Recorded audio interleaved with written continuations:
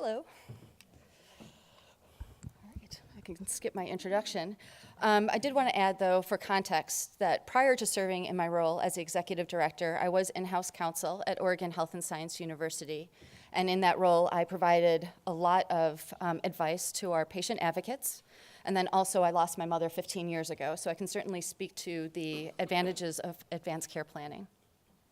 Otherwise, thank you for attending my session, Advanced Care Planning, Takeaways from Hamilton. This may be the most revolutionary speech you hear today. I'm so happy you laughed. All right. I have nothing to disclose except that I wish I was getting paid to promote Hamilton. Some other disclaimers: you don't have to have seen Hamilton to appreciate or understand my talk, and there will be no rapping or singing today. Trust me, you don't want to hear it. All right. So as Jeff said this morning, we are making a promise to patients when we are asking them to complete an advanced directive or they're choosing to complete a POLST form. So this presentation is focused on the documents. I'm assuming that there was a robust, shared decision-making conversation that led to those documents. I know that's not necessarily funny. We are all working towards it, but I'm hoping that that will be the case someday. But to help with this discussion, I wanted to go over two language conventions first.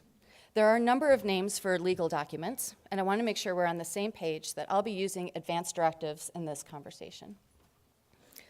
Likewise, for POLST, there are 13 names. They're not all listed here, but you might know it as something else. I'm talking about POLST, if it's similar at all. My goal this afternoon is to share why I think we need to change our current approach to advanced care planning. And by our, I mean everyone in this room, every organization in this space, lawmakers, administrators. I'm assuming that we share the same goal of providing tools and resources to help people make decisions about the treatments that they want to receive if they become incapacitated and cannot speak for themselves. I thought Hamilton offered a fun lens for this presentation, as well as an opportunity to finally prove to my father that my degree in American history was actually worth it. At the end of the day, I think to accomplish our goal, we really need to focus on keeping things simple. We need documentation that is easy to understand, to complete, and to educate about. The accessibility of these documents and to healthcare professionals is critical. Advanced care planning documents need to follow patients. They need to be available, consistent, and uniform so that everyone is familiar with them, recognizes them, understands them, and knows how to honor them. Having this consistency across the board can only help normalize these documents and hopefully the conversations that lead to them. We have not accomplished that goal. I think it's critical in looking at national visions that have been started at the state level, like advanced care planning, to recognize that there is a balance, that we have trade-offs that we need to look at, and that we need to reevaluate those from time to time. Over the next 45 minutes, I will use both POLST and advanced directives as case studies, looking at the balance that we've struck, reviewing the trade-offs that we've made, and asking you all to reevaluate where we are. Since I think things need to be changed, I'll end with specific ideas of what I think we all need to do to move forward. There are no spoilers in this presentation. I am absolutely not going to do justice to the story or the actual history of Hamilton. Just go see the play. But I want to make sure that we're on the same page and to know the critical elements of Hamilton, so I'll do a quick distillation of the plot. Alexander Hamilton comes to New York. He meets Aaron Burr, Lafayette, and eventually George Washington. The Revolutionary War is fought and won. Hamilton becomes the first Secretary of the Treasury. In Cabinet Battle number 1, Thomas Jefferson and Hamilton fight over whether or not to adopt a national bank. Hamilton eventually wins with a compromise. In Cabinet Battle number 2, Hamilton and Jefferson fight again, this time over whether or not to give aid to France during their own revolution. Washington sides with Hamilton. And Aaron Burr ends the opening number of the play stating that he shot Hamilton. I won't repeat his words. This is, unsurprisingly, pretty much where the play Hamilton ends, with him being shot dead. But the part of Hamilton of interest to us is the cabinet battles. And for the sake of not devolving into a history lesson, we'll ignore the other substance, nuance, and other critical players.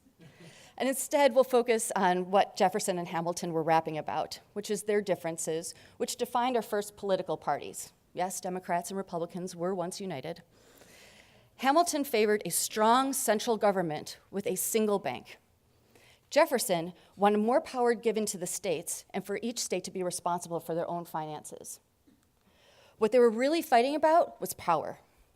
Hamilton wanted a strong central government, and Jefferson wanted more powers to the states. And I think we're kind of debating the same in advanced care planning today. There are many reasons advanced care planning developed giving states greater power, but we need to talk about whether it's better for our goal for the power to stay at the state level or maybe move more to the national side.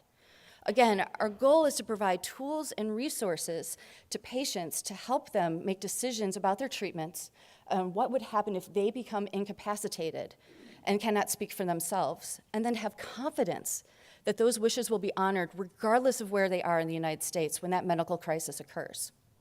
Right now, that's impossible. I've learned also not to take for granted that everyone is on the same page with what advanced care planning is. I'm going to spend 2 slides making sure we're on the same page, and to those of you who were in the 7 Deadly POLST Sins session earlier, thank you. Sorry for the repeat. First, we've got standard of care, which is that emergency personnel are required to do everything possible to attempt to save someone's life unless they have a medical order to the contrary. So if you do nothing, that's what you get. The second category are legal documents, the documents that are used to say what would happen for some future unknown medical crisis and to identify your surrogate. And the third bucket are medical orders, do not resuscitate, and POLST forms.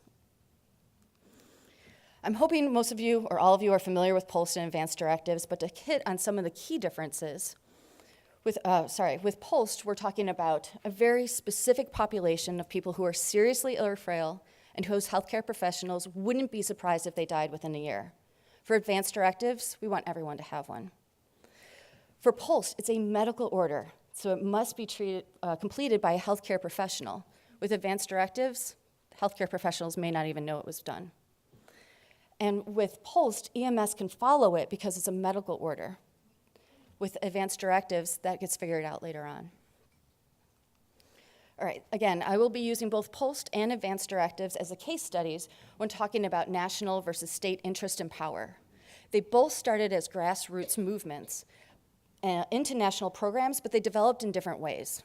And because of how they developed, I think there's different solutions.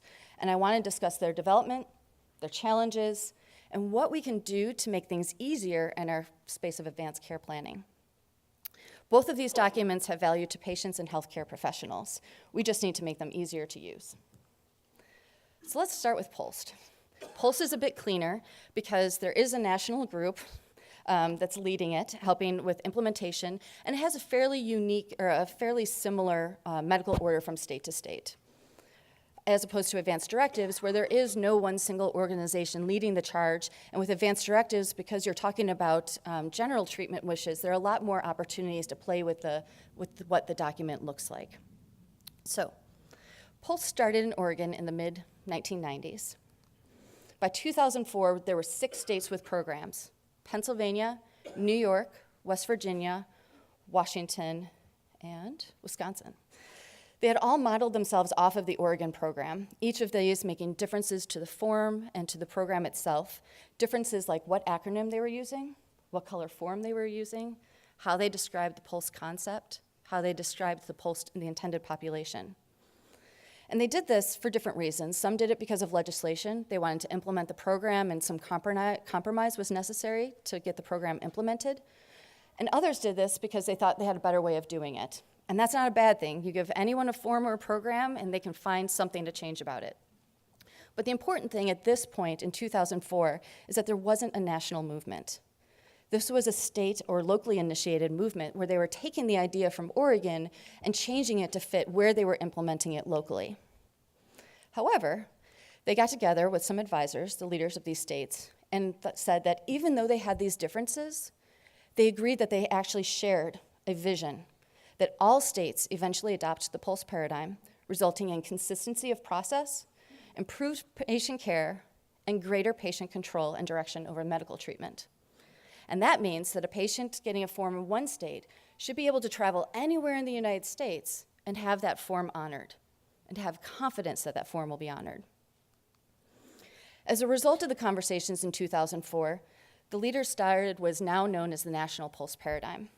But like Hamilton and Jefferson, they had to decide what was the balance of power between the national organization and the states, especially given the work that the states were already doing, at least 6 of them. And what they decided is that there was a role for both, and the national organization espouses the ideals of a POLST program and works like a collective impact, where all of the participants share a vision for change and work to build strategies to help make that change happen. The national office serves as the backbone for the initiative, helping states implement, coordinating guidance, all the administrative aspects, helping gather research, education, running the website, et cetera.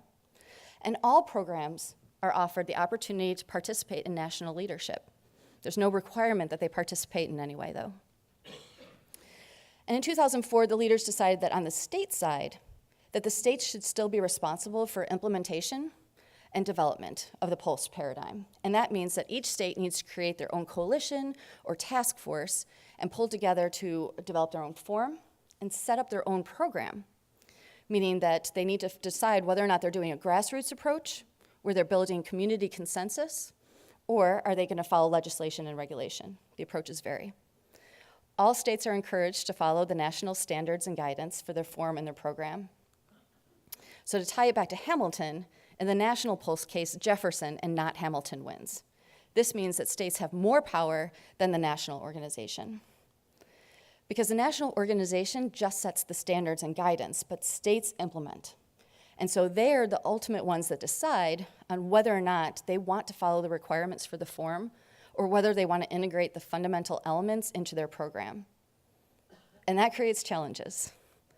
And the challenges, I think, can be isolated to 3 specific issues: awareness, appreciation, and investment. First, awareness. People like good ideas. And I'm thrilled that people think that POLST is a good idea. It's a challenge, however, when the POLST paradigm can be started in a facility, in a city, in a state, without talking to anybody else. We've had some states that have passed legislation without talking to another state or the national office. We've had states that have gone really far down implementation before even being aware that there were other people working on this. What I've learned is that even though I'm the top hit, National POLST Paradigm is the top hit when you Google POLST, people aren't taking the time to do that. But awareness is necessary to avoid duplication of effort, to build on lessons learned, and not recreate the same mistakes, and to understand that there is a national vision and not unintentionally harm it. As I'm sure many of you know, words matter. And when you have a lack of awareness, sometimes you can have a media nightmare if someone with the best intentions uses the wrong language. The second challenge is appreciation, which builds on awareness. It is critical for a national movement that the leaders understand the vision, especially if they're doing the same thing or something substantially similar. The key is to help all leaders appreciate and understand the impact of their decisions. POLST is a national movement now, so that means first, no state is going to be successful on their own. Second, their decisions are not only helping the patients in their state, it's helping all the patients outside of their state coming in and all the patients in their state wanting to leave it. And then third, this is a national movement, so if they need to appreciate that if they are deviating from the national standards in some way, that they are not only potentially harming the national program, they are potentially harming the work and effort of every state that has followed that national guidance. And they can cause harm to the patients at the end of the day. So for example, when you have states that don't want to follow what our intended population is, that not only creates confusion, it also creates a greater burden for national and all these other states then to do more education about what we as a collective are trying to accomplish and why that one state might be an outlier. It also makes it challenging to gather data, because then we already have a challenge gathering apples to apples data, but that creates even more challenges. And that means that we don't really have the feedback that we need at the national level to make changes to what the movement is. And then finally, it kind of creates a challenging process from a national policy perspective. And finally, the challenge of investment. When you're implementing something at the state level, the limited resources of finances, people's time and money, that's all focused at the state level. But to be successful nationally, we really need states to participate with what we're doing because we need to build consensus and agree on what we're doing, where we're going, and how to get there. So states having greater power does lead to some of the challenges I suggested, and it has a real impact on patients and healthcare professionals. So again, remember, we're a national movement wanting to support patients across the United States, wherever they are. And the more variation, inconsistency, and lack of uniformity we have, the more challenges we have, and the more challenging it is to achieve our vision.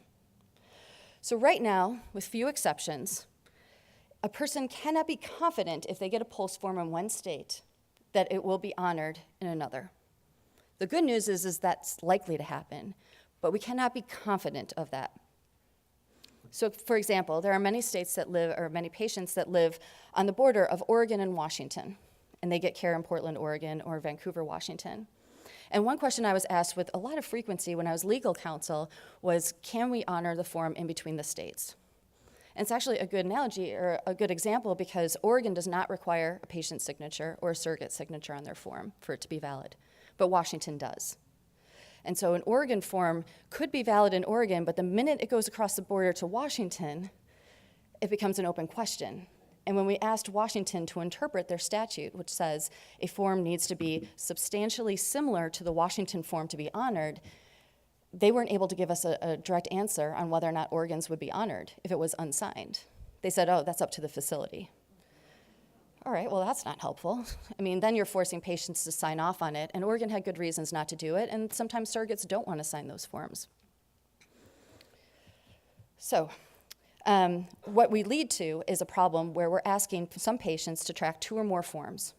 If they are traveling, if they live on the border state like Oregon and Washington, or they travel, or they live in between 2 states. For families, that means helping patients track 2 or more forms.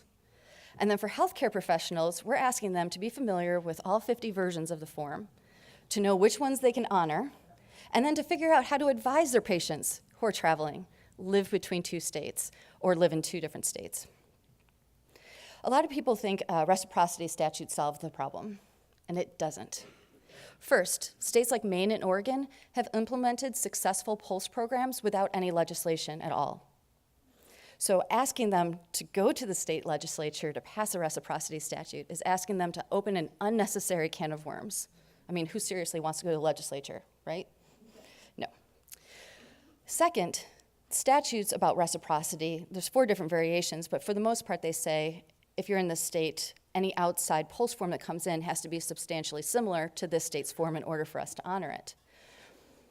So that can also create challenges. For example, we have Maryland, which actually has a phenomenal statute that says they will accept every single POLST form. They will honor it, which is wonderful. That means everybody that's going to Maryland with a POLST form knows it has confidence it's going to be honored.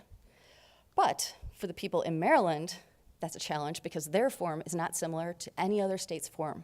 And that means in Maryland, they only have confidence that it'll be honored in Maryland. They don't have confidence it'll be honored in any other state, and so they might need to get another form. If all of the states did happen to pass statutory language as broad as Maryland's, that would be fantastic, but again, you might be harming states that don't need legislation to have a really good POLST program. Plus, just solving reciprocity doesn't solve all of our problems. Remember, we have 50 different versions out there. So even if they're valid between state to state, we have other challenges. One of them, which I've already alluded to, is the fact that we have 13 different names, and we've got at least 5 different colors. And this means educating nationally, I have to start, like I did today, with this, just making sure that we are first on the same page. If you're familiar with the term POLST and aren't sure if it's the same, it is. And so when you're presenting, I forgot what the exact number is, but people typically learn a few key points. And when you have to start at the very basic level of explaining a difference rather than focusing on some commonality, then you might have already used up one of those key points that people are taking away. Additionally, with the names and colors, that can create challenges in real time for healthcare professionals. If you have a healthcare professional that's used to looking at a bright pink form that says TPOP, and they are presented with a goldenrod colored La Poste, they might not appreciate that that is the same document. And we're asking them to figure that out at the point of an emergency and figure out what to do. They're time-critical documents, and they need to be readily visible, recognized, and understood. Otherwise, patients can suffer by not getting the treatments that they want. Other impacts might be more obvious. Education. I can only educate at that 30,000-foot level. Every state then has to set up their own education program to go over their specific form and any specific differences that they have. It means that the messaging challenges are a little bit harder. Once you diversify education, then you increase the opportunity for that messaging to be mixed. And what we really need to do is be on the same page. Professional training, again, needs to be done at the state level. It's a lot harder to do CMEs at the national level. And it makes public education more difficult. Once they get to the website, then having to explain all these differences in a quick way, that's just a bigger challenge. And there's a lot more that the national POLST paradigm could be doing on the national website or with education. But having to cover all these variations and have all these caveats, that's kind of a hard stopping point for a lot of people to get through all that. From a quality assurance standpoint, I've kind of mentioned this already as well, that once you have variation from a research or quality assurance standpoint, you're not gathering the same information from each state because some of those tweaks can actually matter. And that, again, makes it more difficult for us at the national level to get the information that we need to make the changes to be more successful. From a policy standpoint, sitting down when you have 5 minutes to talk to somebody about policy, having to go through the first couple of steps to make sure we're on the same page, that just makes it harder to affect national policy change, where if we could just come in and say POLST and they get it, we'd be better off. Duplication of expenses. When every state is paying for translating the form, putting it online, doing the education, that's a lot of extra money that is spent around. And then I think even our survivorship of a movement can be at risk because without enforcement power, the national standards are up to the states to decide what to do. And we're only as strong as the number of states following us. Now, I'm thrilled that most of the states are following us. We definitely have over 40 participating in our national governance, but there's nothing stopping them from up and saying tomorrow that I have the wrong idea. And I think all of these impacts can slow us down as a movement rather than strengthening us and getting us to move forward. It's not all bad news, though. One of the great things that we have in the way that we've developed with states having more power is innovation. And I really don't think we can underestimate that. Many states have revised their forms multiple times, responding to their own quality assurance, research, user feedback, and patient feedback, and improving the form. I don't think this level of innovation would have been possible if we had just started with a national form. I don't even know how many people we would have gotten to sign on to it in the first place. And personally, I have loved seeing the innovation of having fresh eyes look at the form, look at the process, and trying to figure out what can I do to make this better, more streamlined, and easier to access. And I've seen a lot of great ideas in the 5 years I've been doing this. But we need to recognize that we have traded our national vision of a patient being able to go anywhere in the United States and have that form honored for this ability to innovate and accommodate the differences in the states. And at some point, again, I think we need to step back and ask, has enough happened? Can we regroup? And can we refocus our vision? And for POLST, I think we've hit that point. I think the process, though, that POLST went through of allowing all that innovation, allowing states to tweak their form and their programs and make it work for them, helped it spread as quickly as it did. And keeping control of the movement in the hands of those healthcare professionals and volunteers leading the programs at the state level. I think we have more power precisely because people saw the value of POLST and chose to participate.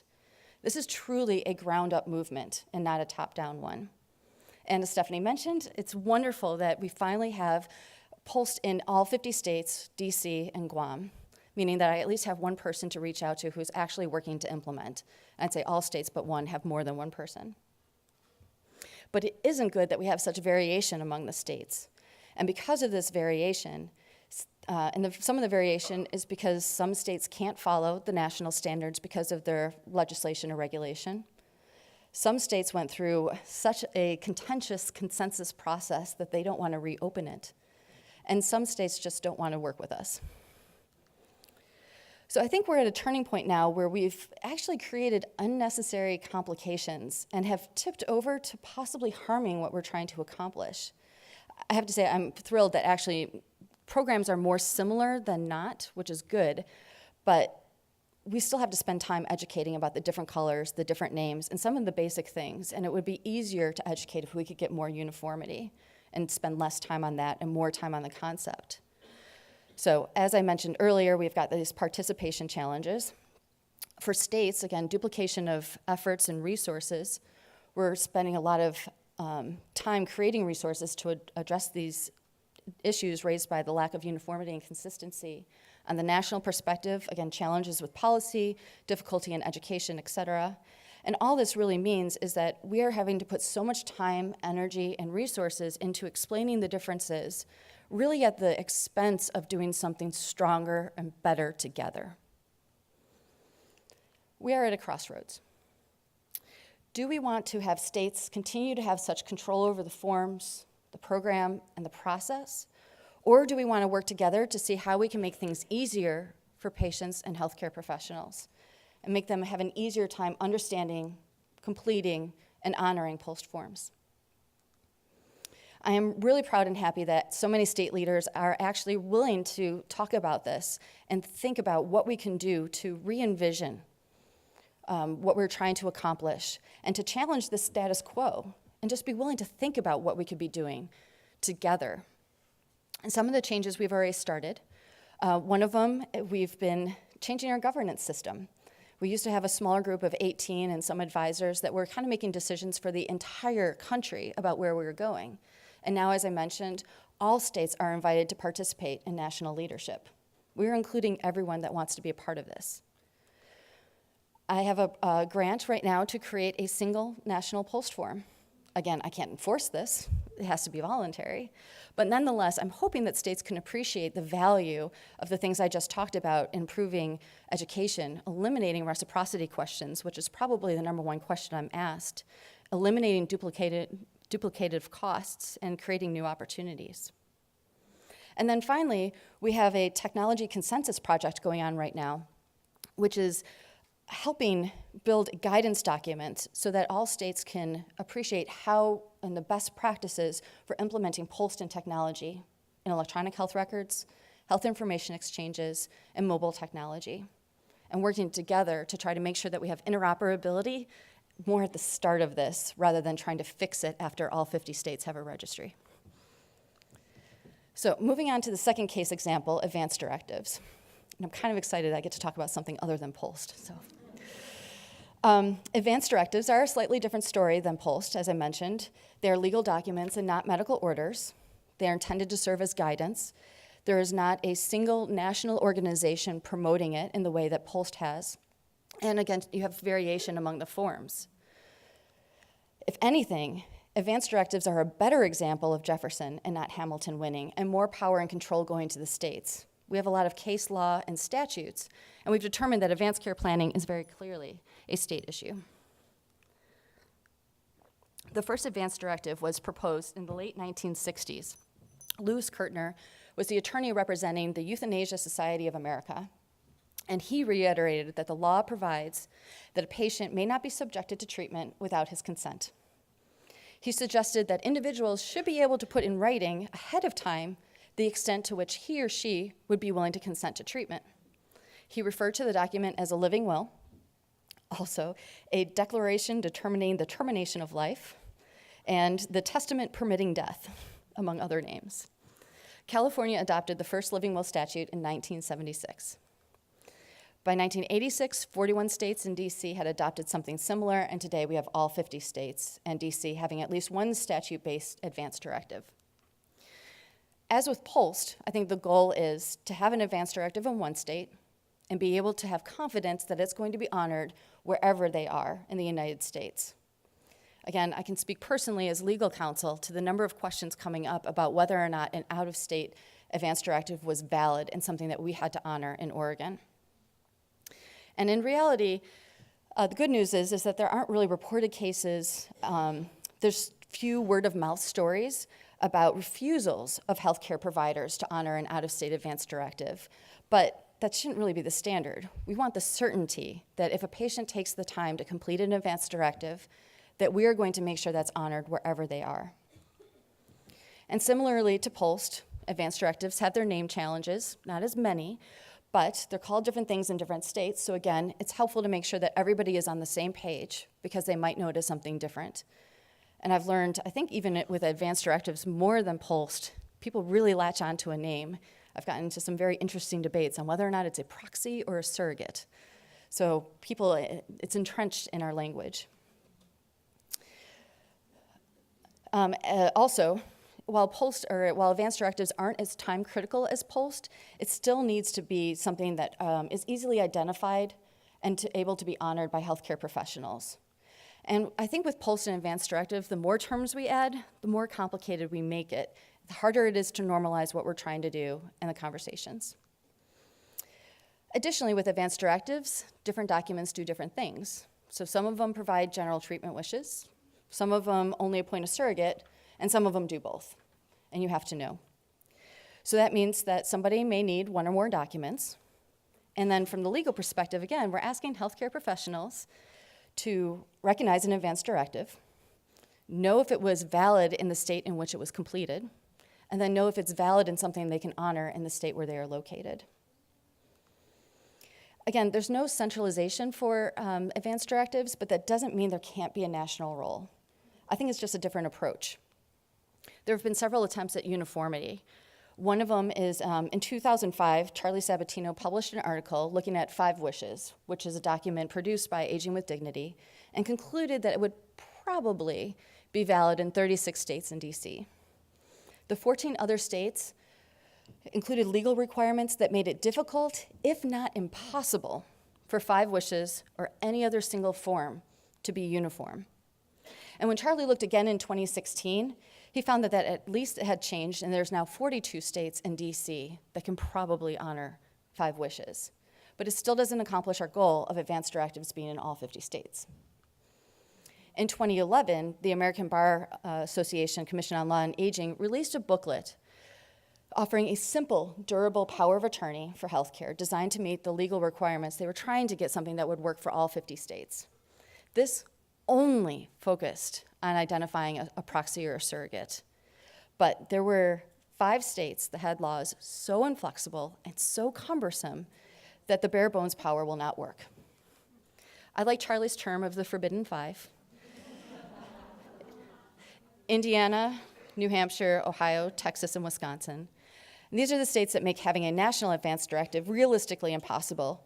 New Hampshire, Ohio, Texas, and Wisconsin each require some sort of mandatory disclosure be stapled to the advance directive itself. And then Indiana has some specific language about empowering a healthcare agent to consent or refuse to treatments on behalf of someone. And the end result is that trying to put all that mishmash together realistically makes a uniform advance directive at this time impossible. The Uniform Law Commission attempted a very simple Healthcare Decisions Act. Unfortunately, only 7 states adopted it, the ones listed here. But even then, they made their own changes to that, which kind of defeats the uniform part of this. But there are online programs like prepareforyourcare.org and others who have been trying to build resources to try to accommodate this as well. And I want to recognize their efforts. But at the end of the day, the Forbidden 5 and some other states that have unique challenges create, again, unnecessary complications that are truly harming the ability for a patient to have confidence that if they have an advance directive in one state, that it will be honored in all others. So again, like POLST, you might have to have a patient that has 2 or more forms because they want to be confident that if they're traveling, if they live in different states, or if they're on the border, that they have what's going to work for their state. And for families, that means, again, helping their patients, their loved ones, keep track of 2 or more forms. And for healthcare professionals, again, we're asking them to be familiar with all the versions, knowing what they can honor and what's valid, and how to advise their patients.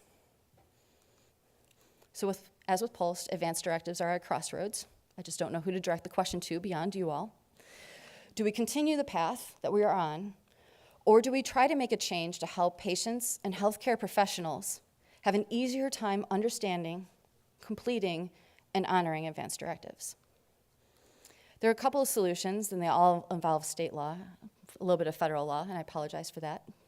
It's not just because I'm an attorney. This is what I was reading about. One is changing state law to allow for a national forum, so there just needs to be some tweaks at the state level. A second is changing state law to allow a presumption of validity. That just means that if you're in a state that the advance directive would be valid unless the healthcare professional has reason to believe that it's not. That still might be a challenge just because how states require advance directives be completed might create some challenges on the back end, but it's better than where we are. Another change could be at the state or federal level, which is adding language, any authentic expression of a person's wishes with respect to healthcare should be honored. Idaho passed this law in 2005, and what it does is it takes the onus out of the documents and paying really any attention to advance directives and just says, if the patient has taken the time to communicate their wishes, we will honor them. It could be on a napkin, it could be a tattoo, but we will honor them. The Personalize Your Care Act 2.0 has language like this from Congressman Blumenauer and Rowe, and that's now in the Patient Choice and Quality Care Act of 2017. And then finally, there's a federal law that we could just attach, although states probably won't like being usurped in this way. But they had a 1996 federal advance directive statute that said if you're military personnel and you've got an advance directive, that's going to be valid in all 50 states. We don't care about state law, but that's just for military. Why can't that be for everybody? So bringing it back to Hamilton. The play touched lightly on the Articles of Confederation. That was the document that used to structure our government during the Revolutionary War and in the first couple of years of our existing as a nation. The delegates had learned pretty quickly, though, that when you have a setup that so favors the states in terms of the control of power, that the government that they were left with was really ineffective. And as the American states started expanding, they realized that this government doesn't work as a system.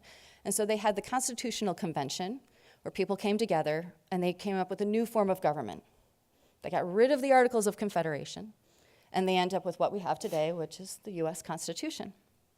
It meant power shifted from the states. I mean, power stayed with the states, but a lot of it shifted to make a stronger central government. Are we in the same place with advanced care planning today? We started as a country with a lot of states' rights, but that didn't work. And we needed more power at the federal level to assure our survival as a country. So I think we're in the same place with advanced care planning when we say we've got this national system that we're trying to create to allow patients to use these documents. And if we're looking at the national level, shouldn't we be making things easier to use across the country and not give the states so much power to interfere with that? Today we have chaos. States have different laws, rules, regulations about POLST, advanced directives, and advanced care plans. And hopefully I've shown this means a lot of unnecessary complications, confusion, and yes, chaos. I want you to take a second. I love this picture. Take a second to really think about what this means. We have POLST and advanced directive documents. Already that's a challenge in terms of education. That's probably where I spend 90% of my time is educating on the differences between those. But add to that we've got 50 different versions of POLST. I don't know how many versions of advanced directives. We're asking patients to figure out those. We're asking healthcare professionals to figure out the difference of all those, not only to guide their patients and explain what's going on, but at the point of an emergency, to be able to identify these and provide what the patient wanted. I mean, that's ridiculous. And this is just advanced care planning. They've got a lot of other things in their mind when they're thinking about, well, some of you are physicians and healthcare professionals. You've got other things you want to focus on rather than trying to figure out this morass of legal documents and medical orders. I would suggest that almost all of us have probably exhausted ourselves on our current hamster wheel of having to create workarounds with what's going on at the state to figure out how to make sure that we've incorporated their controls and laws and regulations to satisfy what's really a national goal and not a state one. And this isn't helping anyone. It's creating a lot of frustration. I think it's likely decreasing patient and healthcare professional participation in advanced care planning. And it's requiring a lot of resources aimed at helping understand the differences. So I think we need to take a step back and again, look at that 30,000-foot level of what we are trying to accomplish. which is making advanced care planning easier. So consider this analogy. All these espresso drinks are the options that we've made available. You can definitely add to this. But these are all the advanced care planning options. So each of them represents a different version of a POLST advanced directive. And like a barista, we're asking healthcare professionals to know all of these, to know the differences, and specifically know what to do when they're ordered. Can we simplify this and just ask, do you want caffeinated or decaf? You're still getting a coffee drink. Everyone understands regular or decaf, and this is approachable. I think we all know the Jerry Maguire line. If advanced care planning is challenging to understand, to explain, and complete, people aren't going to do it. We need to eliminate those challenges so we can help them. So instead of having so many different options, we need to simplify, eliminating the unnecessary complications, redundancies, duplication of process and effort. It would allow more robust education nationally, and likely an increase in people using all the materials and resources we spend so much time creating. And most importantly, it makes things easier for patients, families, and healthcare professionals to do advanced care planning. Albert Einstein said, "We cannot solve our problems with the same kind of thinking we used when we created them." When we created POLST and advanced directives, the world was different. People were less mobile. We didn't have the internet. We didn't have electronic health records. And we didn't have registries like we do now with some states with POLST and advanced directives. All right, at this point, I imagine that you're all agreeing with me. You want to help. You just want to know, what can I do? Great. So the last few slides I'm going to end with are things that I think that we can do to make advanced care planning easier. So first is awareness. I cannot overemphasize this. Knowing others in your space and taking the time to Google POLST, advanced directives in your state to look for obvious organizations or partners. Taking time to find those collaborators are really critical. There's a lot of knowledge in this room, in the advanced care planning space generally. And I can say, looking at the microcosm of POLST, that I and any other POLST leader would be happy to talk to you about things that seem really obvious of what you want to do that I would absolutely advise you never to do, because we've already learned that that is a black hole or a misstep. And so you wouldn't know that unless you had taken the time to find us and ask. I think we've made it easier. I'm just going to focus on POLST here. You can contact us. That's the upper right corner of our website. You can follow us on social media. You can contact us. That's always in the lower left-hand corner of our website. You can sign up for our newsletter at the bottom of every website page. And if you want to connect with your state, you go to the map page, click on your state, and that'll give you the contact information. Appreciation. Understanding and appreciating the nuance. It is so important to ask why. And it's amazing when you'll find out. With this single national POLST form project, I've talked to the leaders of 48 states about how they've developed their forms and why they made little deviations or edits from the national standards. And it's amazing what I've learned. There's a lot of little differences that I wouldn't have appreciated but for my asking them, and now I definitely need to think about how to incorporate those into what we're doing. We need to listen to new ideas but find balance. And by that, I mean you want to innovate and improve, but you can't go so fast that you leave your followers behind. Making too many changes too fast isn't going to be productive. Be thoughtful and don't assume. Legislation is not always the answer, and when it is, it definitely requires collaboration and strategy. My example for this is that there's a national organization that I'm sure with best intentions is encouraging their members to support and actually help initiate reciprocity statutes for POLST forms. And that's hopefully something I've shown doesn't really solve our problem fully, and it can actually harm some states that don't already have legislation. And it puts really resources into an area that doesn't solve the problem or meaningfully advance us in any way. In fact, now we have to spend more resources reaching out to educate the states that this exists, how to get in touch with people that might be involved in this, and then trying to make more efforts to make sure that less savvy programs aren't getting harmed by this and that they're involved in whatever conversation at the legislative level is occurring. And then appreciate that we are all working towards the same goal and that none of us will be successful on our own. And then as for investments, are you from one of these states? I won't read them all out, but from a POLST perspective, these are states that could use more help representing at the national level. We've asked all states to have 2 people that serve on our committees and that serve as part of what we're calling our plenary assembly, which is essentially like our Senate, 2 people from every state. And most of these states have at least 1 person, but could use a second.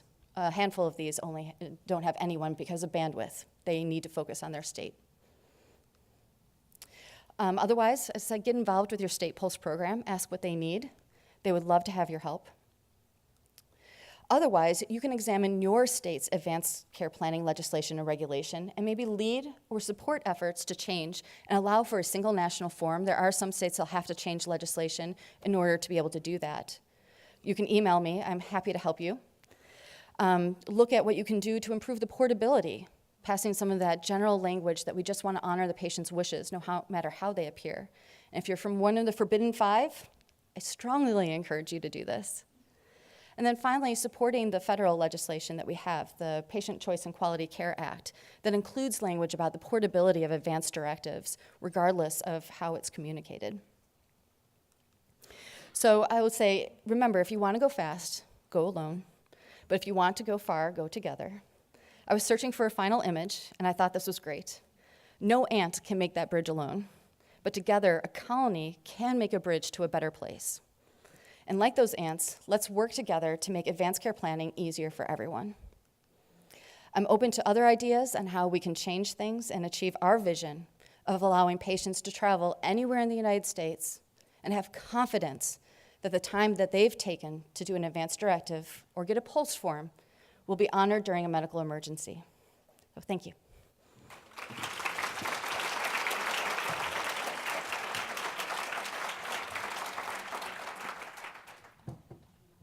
Questions?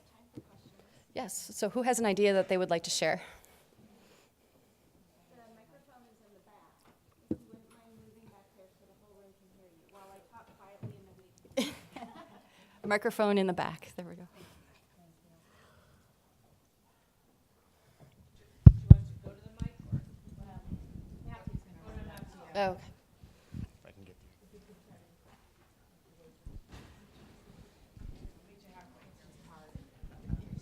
I'm getting my steps in.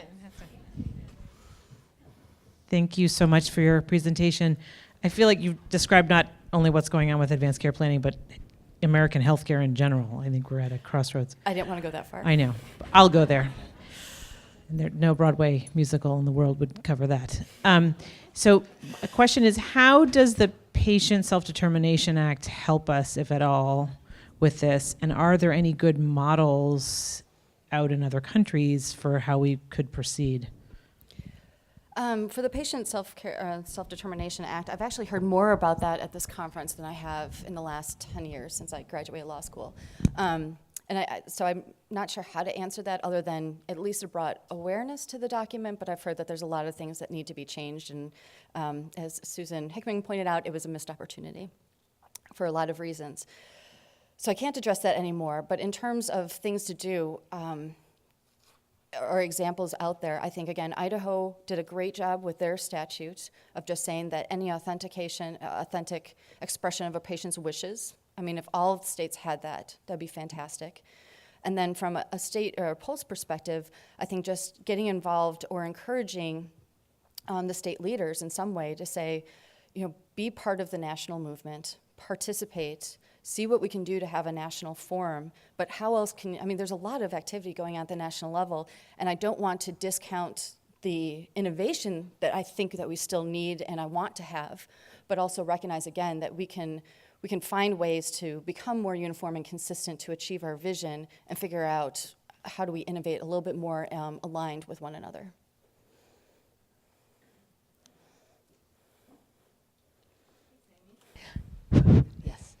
I'm even having a hard time putting the question into words, but I'd like to think out loud with folks about how to get a little bit ahead of this in my own state and start getting the people with whom I interact thinking about this before there's a statement and a platform and a push. I want to be able to reach out to my medical society, to my hospital association, et cetera, with some sort of interim bookmark message. You want to know what that message is? No, I think, hitting the bullet points, the fact that our goal is to support patients at the end of the day. That's why we have advanced care planning, so that a patient can decide what they want done with their body when they can't speak for themselves. And hopefully they can appreciate that. If they can't, you've got bigger problems. But then you can point out that we've created all of these challenges, and does Illinois want to stand on its own, or does it want to be part of a national solution? And again, I'm happy to help from the POLST perspective, and others are probably willing to help from the advanced directives perspective about saying in Illinois or wherever your state is, these are the things that need to change. And again, it can be as easy as passing some language adding to your advanced care statute about recognizing an advanced directive from another state or any expression of the patient's wishes. And then for POLST, for the most part, I don't think a lot of states are going to have to go back to the legislation to adopt the national form, because we're not changing so much of it that if you had more general language about the sections, I think you're probably going to still be okay. It's the states that put so much of the form in statute that are probably going to have a bigger hurdle. Is it too early for you to help us with a single sheet list of talking points? No, I can absolutely develop that. I was kind of hoping to do that before today. But Hi, So Bo. thanks, Amy. That was a great talk, and I think it really addresses an important problem, and it's time to address the problem. I agree that I think there was some value of the innovation that came from the diversity and the history that came, but what I would ask the group to think about, to use an analogy, is imagine if the process of CPR was uniquely developed in each state. Yeah. That each state had its own way of doing CPR. Think about what that would mean in terms of resource utilization, training of health professionals who might move from one place to another. Outcomes might be very different. The thing to think about, and I don't know where you might take this, but it's amazing to me that standardization around resuscitation, ACLS, basic CPR, pediatric resuscitation, has occurred because health professionals basically allowed one organization, the American Heart Association, to develop the standards. Now, it wasn't just the American Heart Association. It was done with a national consensus process, international actually, which is done every 3 years based on the research. And the only standard that exists is a standard in Joint Commission that says that hospitals must certify people or train people in an accepted program. It doesn't say it has to be in the American Heart Association. Every hospital could have its own resuscitation program if it wanted. They might feel uneasy about that, and probably would be. But standardization, I think, is really what we're trying to achieve, and there may be ways to achieve that. And I guess this is my question for you. Do we really want to go through either a federal or state legislative process to do that? Or could it evolve much like resuscitation in this country, where it was an accepted standard that evolved with maybe something like the Joint Commission setting a standard or an expectation and having a program then provide the standardized training approach or materials and so forth? Yeah, well, first, great analogy. That was better than my espresso one. But I would say two things. First, consensus and the strength of building something on consensus, I don't think, again, can be underestimated. And I think that's where we've had the power in POLST, that states have voluntarily chosen to participate, that they've chosen to follow what our form looks like even without necessarily benefit to themselves, other than they're kind of helping build this program into the national movement and getting more strength by having all states participate. You know, with a form, I've interviewed every state leader. They're all going to have an opportunity to participate in a survey. They're all going to see a version of the form by the end of the year. And I'm trying to build as much consensus as I can with moving that forward. That doesn't work for everything, but for the form, hopefully it will, and get greater buy-in. With respect to, do we need to do the legislation? I'd like to say no, but I don't see a way around it just because some statutes are so prescriptive or inane in some way that you have to go back and at least delete them or change them in some way to accommodate more. Unfortunately, that isn't the case for most states, but I love the idea of building more on consensus, taking it out of legislation. For those of you involved in POLST, I'll say that one of the things that we try to emphasize in our legislative guide and what I think all of the leaders have tried to emphasize is stay out of legislation unless there's absolutely a reason you need to do it. And even then, don't put the form in legislation if you could at all avoid it. And there are states that have to, and I get that. And they've done as good a job as they can, and they've helped maintain the integrity of the program that way. But that's not the best way to go forward, precisely because it doesn't allow you to be as nimble when we are able to change things on, from a consensus standpoint. Thank you. Well, let's give Amy another round of applause. Thank you.